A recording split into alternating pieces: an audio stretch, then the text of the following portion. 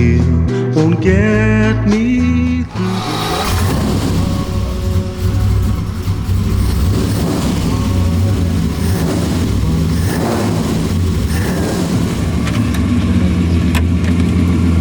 First drive of the Ferrari 250 GT short wheelbase California Spyder, and I can't believe that it's finally ready. It's taken 4 years to get this car to this stage.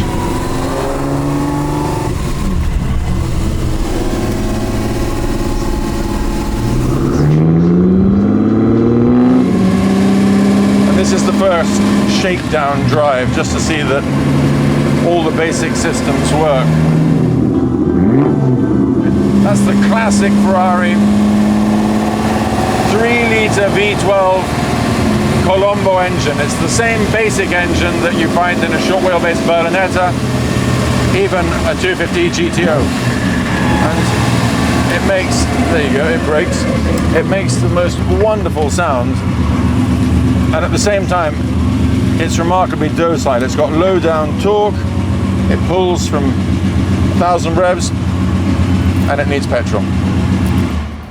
Lots of it. They were my own.